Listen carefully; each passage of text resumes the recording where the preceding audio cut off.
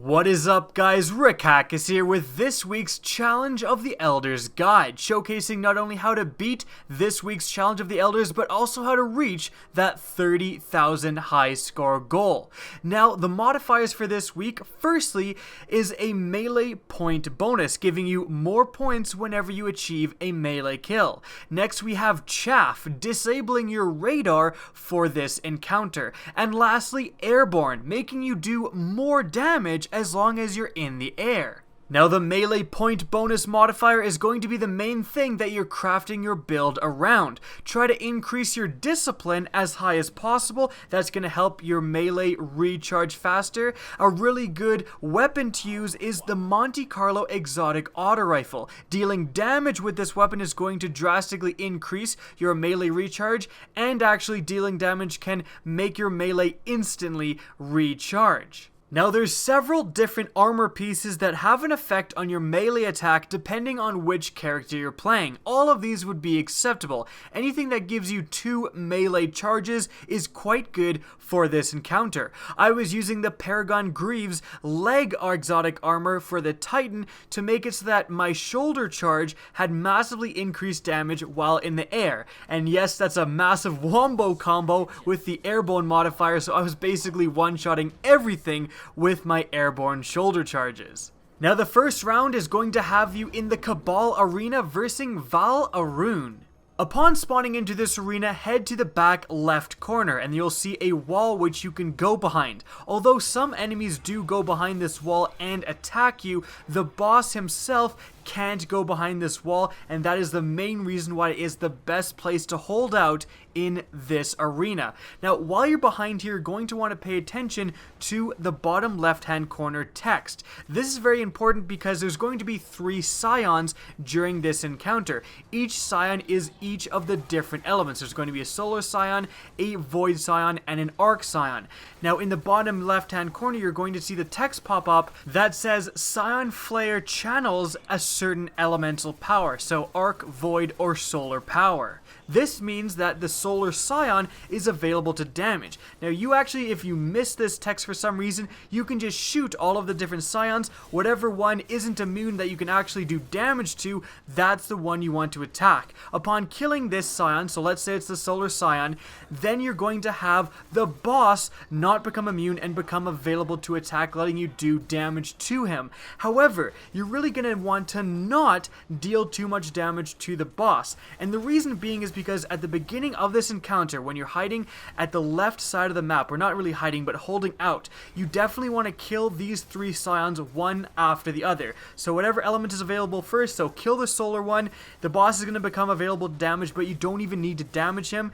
Then the arc scion is going to be available to damage. The boss is going to, after you kill that guy, you can damage the boss, but don't even bother with that. Lastly, the void one is going to become available to damage, kill that one, and then go on to killing the boss. The reason being is because you want to deal with these 3 elemental scions first at the very beginning of the fight, because once they're dead, they simply don't respawn, and the boss is just available to damage. He's a very normal boss after that for the rest of the encounter. So once you kill these 3 scions right off the bat, you're going to have a much easier time dealing with the boss and the adds that spawn as well.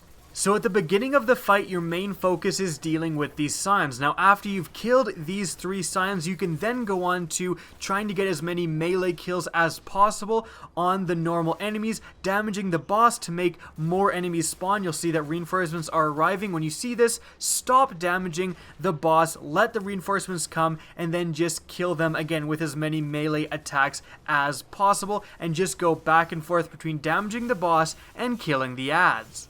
Now, a pro tip for getting points in this encounter is super kills. Although you simply won't get as many points for getting a super kill as you will for getting a melee kills can be a little challenging to acquire. And of course, you're going to want to prioritize melee kills. But if you see, 5 scions bunching up, use your super on those enemies. Super kills are still going to give you a decent amount of points, really help your score bonus, because you get extra points just for killing those enemies with a super, and extra points for producing orbs. And a lot of the time, getting super kills is going to make a lot more sense and be a lot safer than getting melee kills during this encounter.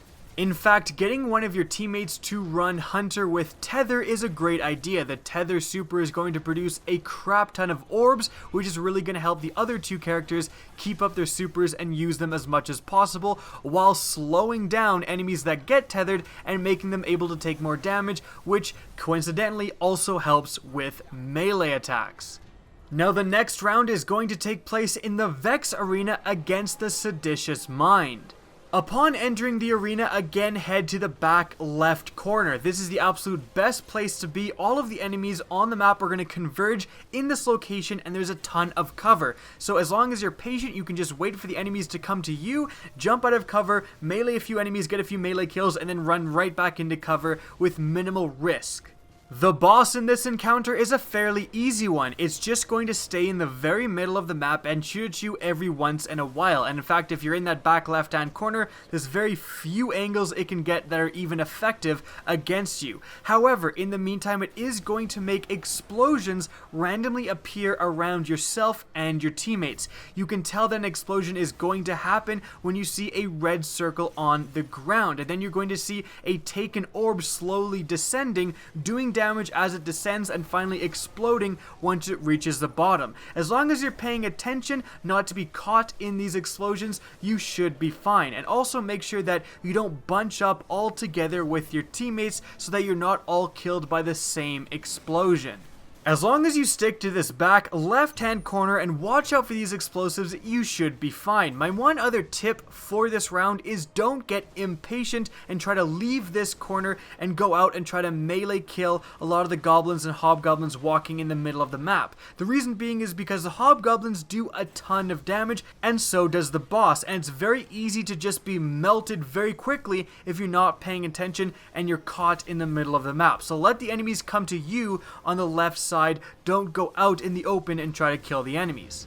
Now the last round is in the Fallen arena against Keksis the Betrayed. Now this round, when you initially spawn in, I would recommend running to the right. Now there's an elevated platform at the back right hand corner of the map, and this is a great place because usually I would recommend the elevated platform on the left hand corner of the map, but Keksis can actually walk up there and challenge you directly. So the back right hand corner has another elevated platform that there's really no way to get up to it other than jumping, and the boss does not come up to this area. It is a very safe area. Use this area sort of as a staging ground and come here when you're injured so you can recharge your shields. However, when we were doing this encounter, we simply just kind of ran around this area. Again, always kind of sticking near this back right hand corner so we could get to it if we really need to recharge our shields.